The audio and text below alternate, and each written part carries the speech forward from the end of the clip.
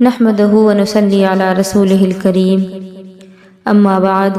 فاعوذ باللہ من الشیطان الرجیم بسم اللہ الرحمن الرحیم۔ معزز سامعین و سامعات، یہ دنیا ہمیشہ رہنے والی نہیں،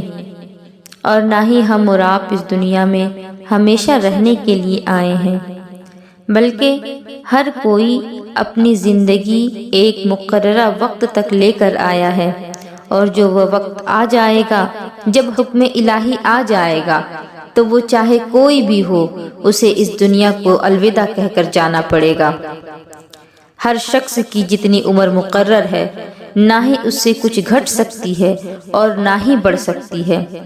آدمی کتنی بھی کوشش کر لے، انسان لاکھ ہاتھ پیر مار لے، مگر اس کی عمر جب پوری ہو جاتی ہے تو ملک الموت یعنی کہ حضرت عزرائیل علیہ السلام، جو کہ موت کا فرشتہ ہیں، وہ روح قبض کرنے کے لیے آتے ہیں اور اس کی جان نکال لیتے ہیں، اور اسی کو موت کہا جاتا ہے۔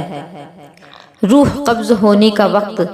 نہایت ہی سختی کا وقت ہوتا ہے۔ حدیث پاک میں آتا ہے کہ جب کسی بندے کی روح قبض کی جاتی ہے، اس وقت اللہ تبارک و تعالی اس کے اعضائے بدنیہ کو بے حس و بے حرکت کر دیتا ہے، ورنہ اگر اس وقت اس کو اختیار دے دیا جائے تو روح نکلتے وقت جو تکلیف ہوتی ہے، اس تکلیف کی وجہ سے وہ دوسرے لوگوں کی جان بھی لے سکتا ہے۔ یہی وجہ ہے کہ جب انسان کی روح قبض ہونے والی ہوتی ہے، جب بندہ مرنے والا ہوتا ہے، مرنے کے قریب ہوتا ہے، تو اس کے ہاتھ اور پاؤں کام کرنا بند کر دیتے ہیں۔ دھیرے دھیرے اس کے پورے اعضاء سے روح جو ہے وہ نکلنا شروع ہو جاتی ہے، اور پھر اس پر موت کی خاموشی طاری ہو جاتی ہے۔ روح کے نکلنے کا وقت نہایت ہی سخت ہوتا ہے، کیونکہ اس وقت شیطان لعین لوگوں کے ایمان کو ختم کرنے کی فکر میں پڑا رہتا ہے،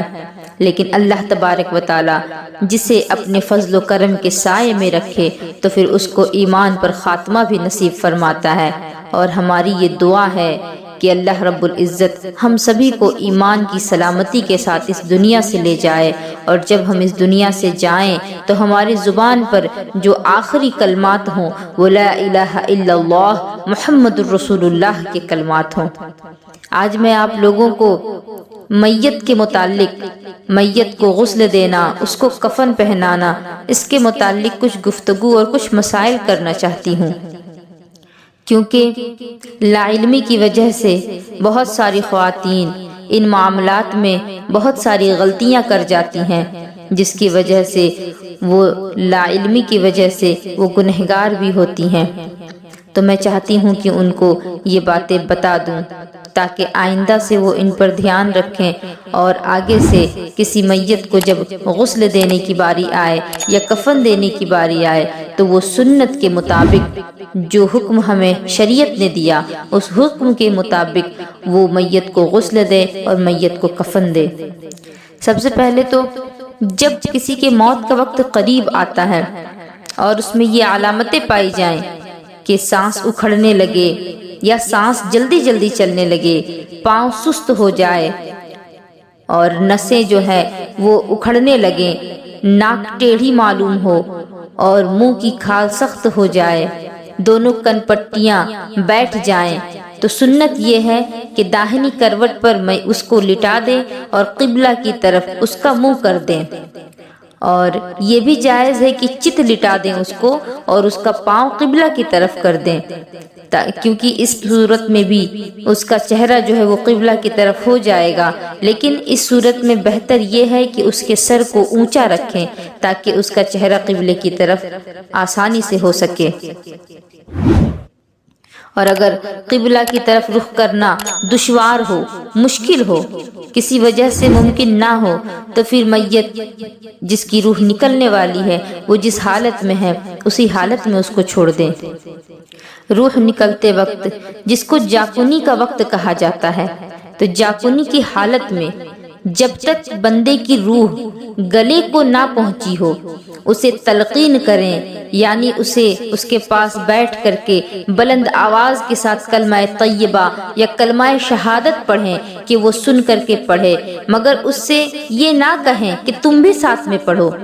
کیا پتا وہ کس تکلیف میں گزر رہا ہے، وہ کس سختی سے گزر رہا ہے، ہو سکتا ہے کہ کہیں اس کے منہ سے کوئی غلط بات نہ نکل جائے، کیونکہ جب بندہ تکلیف میں ہوتا ہے تو وہ اپنی زبان پر کنٹرول نہیں رکھتا، اس کی زبان پہ جو آتا ہے وہ بک دیتا ہے۔ اسی لیے ہمیں چاہیے کہ اس کو پڑھنے کو نہ کہیں بلکہ اس کے سامنے کلمہ طیبہ، کلمہ شہادت پڑھیں، اس کے سامنے درود و اذکار کیا کریں تاکہ وہ سن سکے اور سن کر کے اس کو اپنی زبان پر جاری کرے۔ اور اگر کسی کی روح نکلنے میں دشواری پیش آ رہی ہو تو یہ تو اچھی بات نہیں ہے، لیکن اس کے لیے بہتر ہے کہ اس کے سامنے سورہ یاسین کی تلاوت کی جائے، قرآن مجید کی تلاوت کی جائے اور اس کے سامنے خوشبو لگائی جائے، اگر بتی جلائی جائے یا پھر لوبان لگائی جائے۔ اور عوام میں تو یہ باتیں بھی مشہور ہیں کہ جب کسی کے موت کا وقت قریب ہوتا ہے تو اس کے پاس حیض و نفاس والی عورتوں کو جانے سے روکا جاتا ہے، یعنی وہ عورتیں جو کہ پیریڈز کی حالت میں ہوتی ہیں ان کو منع کیا جاتا ہے کہ وہ میت کو دیکھنے کے لیے نہ جائیں، وہ اس مردے کے قریب نہ جائیں، وہ جس کی روح نکل رہی ہے اس بندے کے سامنے نہ جائیں، اور نہ ہی وہ عورتیں جن کے بچے کی ولادت ہوئی ہوتی ہے اور وہ بھی ناپاکی کی حالت میں ہوتی ہیں تو ان کو بھی منع کیا جاتا ہے۔ لیکن ان باتوں کی کوئی اصلیت نہیں، ایسا کرنا کوئی صحیح بات نہیں، بلکہ ان عورتوں کو بھی جانے کی اجازت ہے، وہ بھی جا کر دیکھ سکتی ہیں۔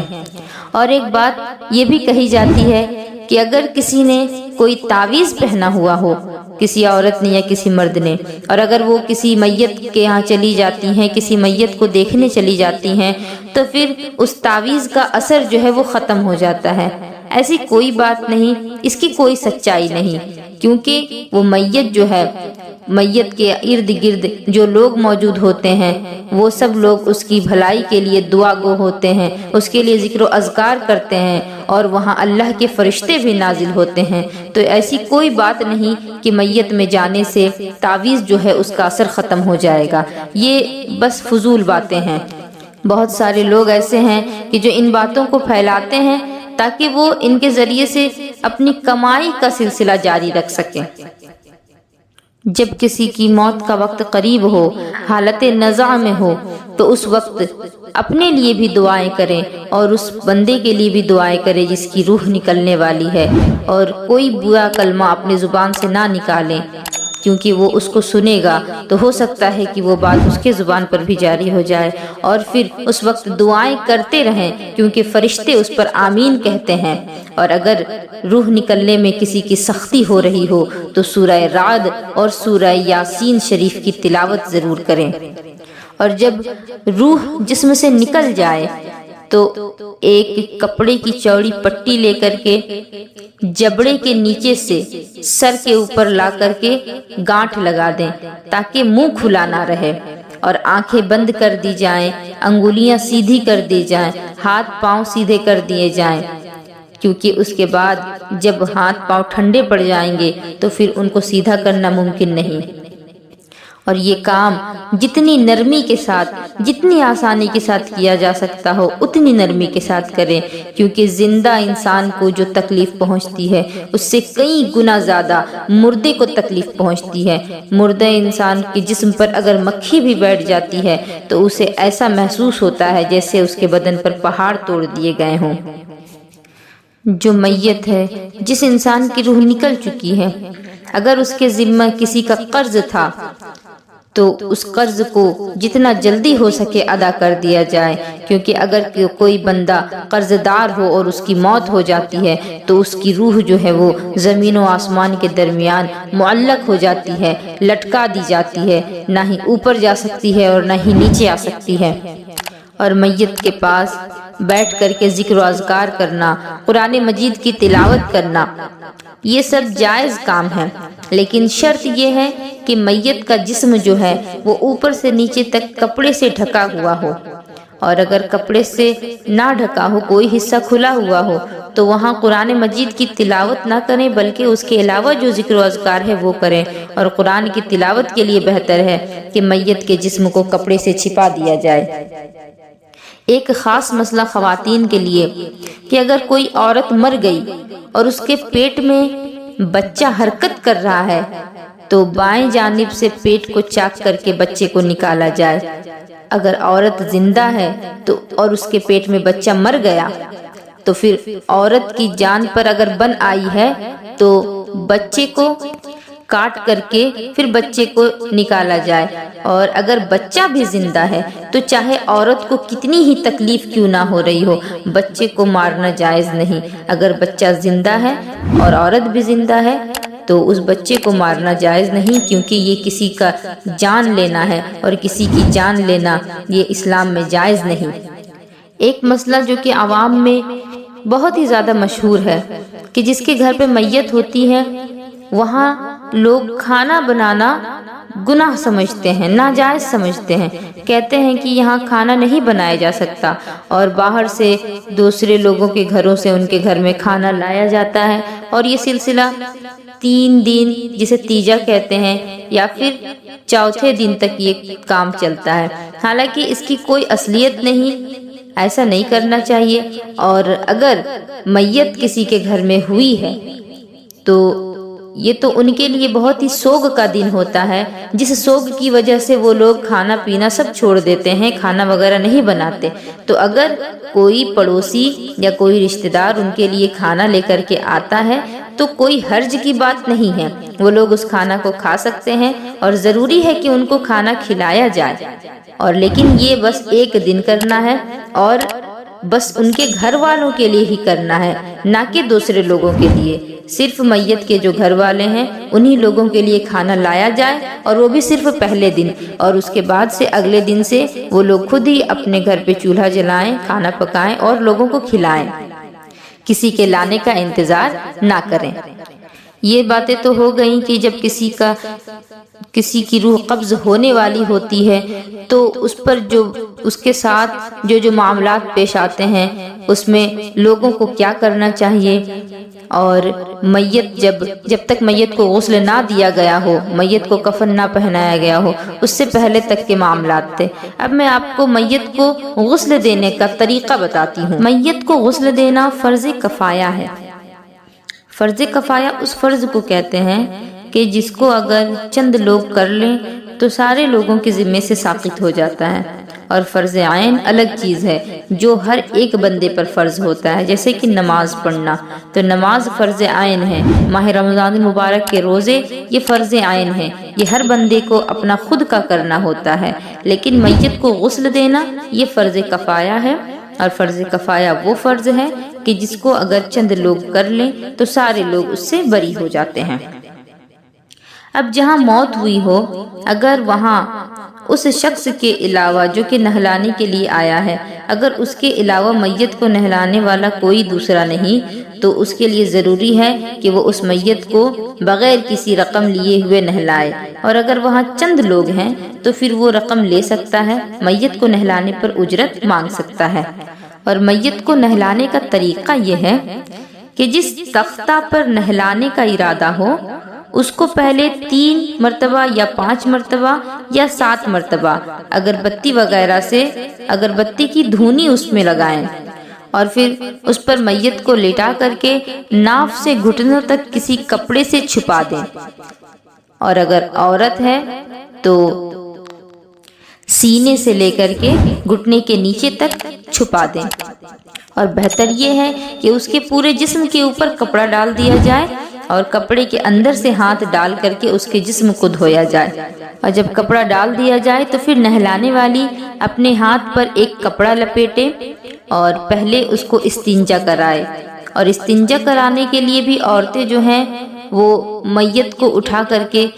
بٹھا دیتی ہیں، جس طرح سے لوگ عام طور پر استنجا کرنے کے لیے بیٹھتے ہیں اس طرح۔ یہ طریقہ بالکل غلط ہے کیونکہ اس سے مردے کو تکلیف پہنچتی ہے، بلکہ میت کے پیٹ کو ہلکے ہاتھوں سے دبائیں اور اس کو پیٹھ کی جانب سے تھوڑا سا اٹھائیں تاکہ پیٹ میں جو کچھ بھی ہے وہ باہر آ جائے۔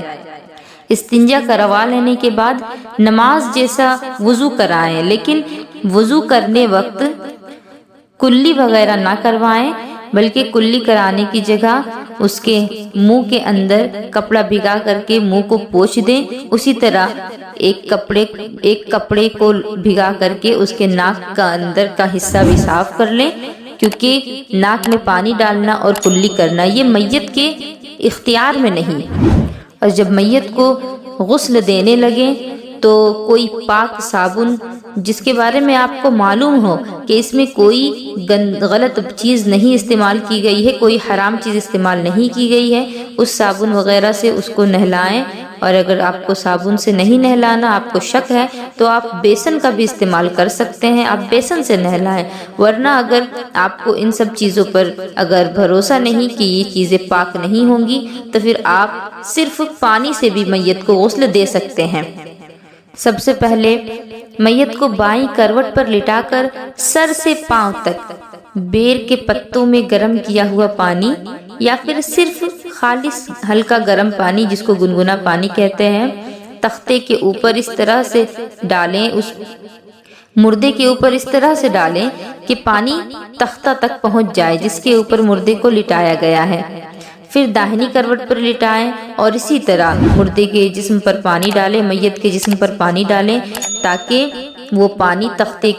تک پہنچ جائے اور پھر پانی بہہ جائے۔ اس کے بعد دوبارہ سے میت کے پیٹ پر ہاتھ پھیرے، اور اگر پھر کوئی نجاست اگر باہر آتی ہے تو دوبارہ سے آپ کو غسل کرانے کی کوئی ضرورت نہیں اور نہ ہی وضو کرانے کی ضرورت ہے، بلکہ اس کو پانی سے دھو دیں اور پھر اس کے سر سے لے کر پاؤں تک کافور کا پانی بہائیں اور اس کے بدن کو کسی پاک کپڑے سے آہستہ آہستہ پونچھ لیں تاکہ جب اس کو کفن پہنایا جانے لگے تو کفن گیلا نہ ہو۔ جو لوگ میت کو نہلا رہے ہیں، اگر جنازہ عورت کا ہے اور عورت نہلا رہی ہے تو نہلانے والی کے لیے ضروری ہے کہ وہ باطہارت ہو، پاک ہو، وہ جنبی نہ ہو، نہ ہی حیض والی ہو، کوئی ناپاکی اس کے ساتھ لاحق نہ ہو، بلکہ وہ عورت پاک ہو۔ اور اگر نہلانے والی اگر اس کے علاوہ کوئی اور نہیں تو اس میں کوئی حرج کی بات بھی نہیں، حیض والی عورت بھی غسل دے سکتی ہے۔ لوگوں میں یہ مشہور ہے کہ جو عورتیں ناپاک ہیں وہ عورتیں میت کو غسل نہیں دے سکتی۔ اس کی کوئی سچائی نہیں، اس کی کوئی اصلیت نہیں، بلکہ اگر کوئی نہلانے والا نہیں تو پھر وہ عورتیں بھی نہلا سکتی ہیں۔ اور اگر جو عورتیں میت کو غسل دے رہی ہیں وہ اگر میت کے ساتھ کوئی اچھی بات دیکھیں، جیسے کہ میت کا چہرہ اگر چمک اٹھا ہے، اس کے جسم سے خوشبو آنے لگی ہے، تو وہ دوسرے لوگوں کو بھی بتائیں تاکہ لوگوں کو معلوم ہو جائے کہ یہ نیک انسان ہے، نیک انسان کا جنازہ ہے۔ اور اگر کوئی قباحت اس میں دیکھے، یہ دیکھے کہ چہرہ بگڑ گیا ہے یا پھر دیکھے کہ بدبو آ رہی ہے، تو پھر اس کے بارے میں وہ کسی دوسرے کو نہ بتائے۔ عورت کا اگر انتقال ہو جائے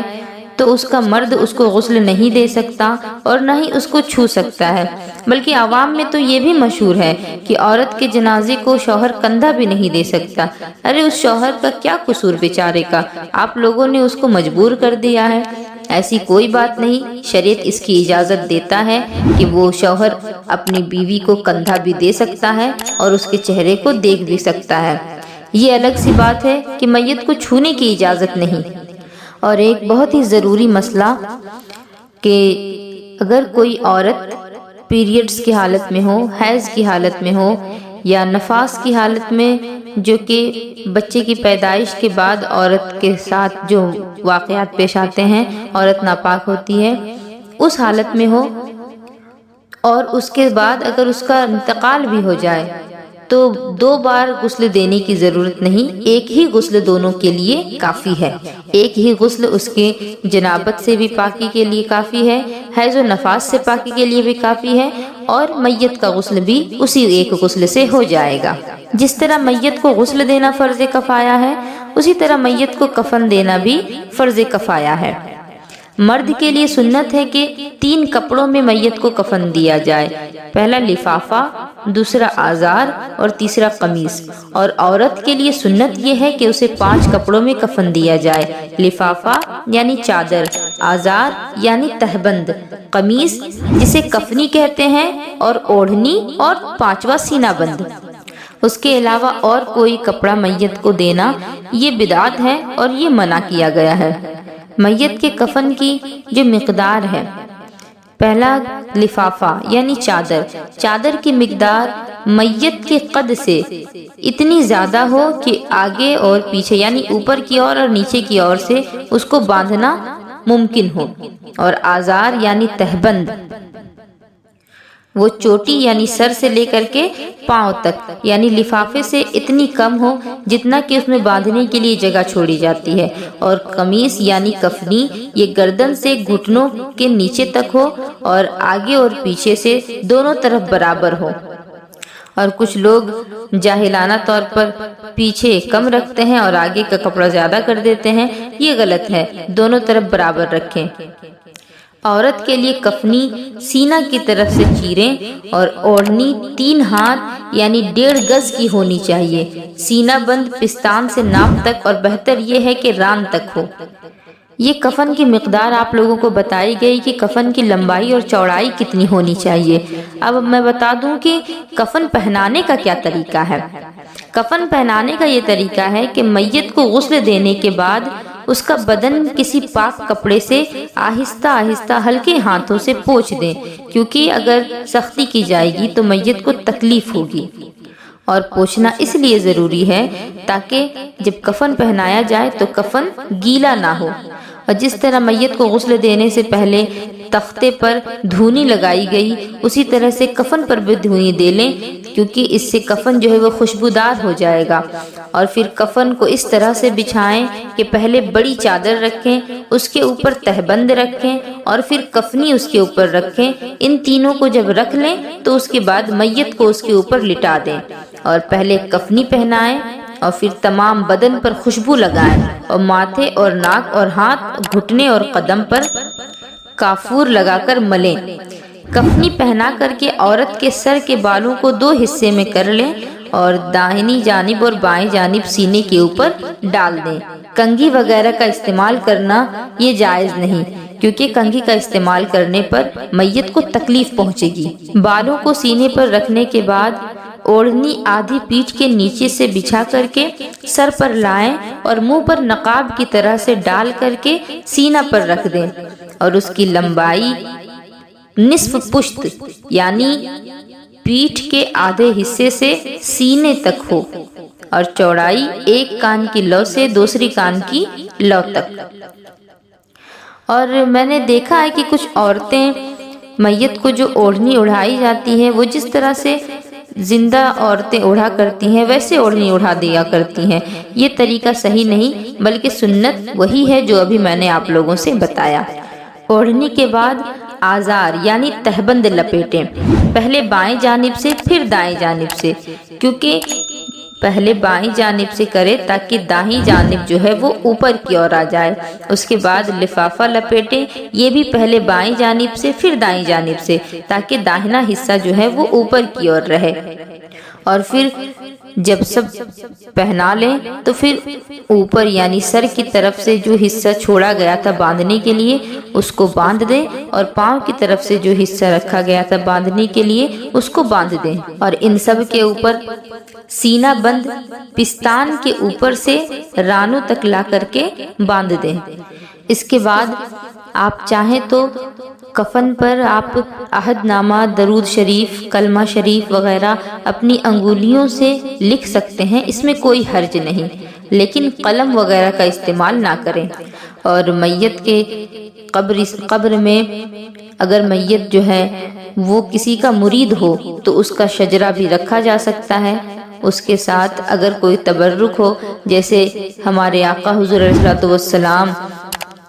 کے موئے مبارک ہوں تو ان کو بھی رکھا جا سکتا ہے، اگر مدینہ المنورہ شریف کی مٹی ہو تو اس کو بھی رکھا جا سکتا ہے، اور اگر خانہ کعبہ کا غلاف، اس کا کوئی ٹکڑا یا اس کا کوئی دھاگا ہو تو اس کو بھی برکت کے لیے، میت کے ثواب کے لیے اور میت کی آسانی کے لیے رکھا جا سکتا ہے۔ اس کو بدعت بتانا اور رافضیوں کا طریقہ بتانا یہ غلط ہے، کیونکہ یہ چیزیں جو ہیں ان کے ساتھ عقیدت ہوتی ہے اور ان کا فیض بھی مردے کو حاصل ہوا کرتا ہے۔ انشاءاللہ آگے بھی اس طرح کے مسائل جو عورتوں کے لیے بہت ضروری ہیں میں ان کو لاؤں گی، اور آپ لوگوں سے گزارش ہے کہ آپ ان کو اچھے سے سنیں اور سمجھیں، اور اگر آپ کو موقع ملے کسی کو غسل دینے کا، کسی میت کو غسل دینے اور اسے کفن دینے کا، تو آپ اس طریقے کو ضرور اپنائیں، کیونکہ یہ سنت ہے، اور آپ اس پر عمل کریں تاکہ آپ کے عمل کرنے کی وجہ سے ہم لوگ بھی ثواب کے حقدار ہو جائیں۔ وما علینا الا البلاغ۔ السلام علیکم ورحمۃ اللہ وبرکاتہ۔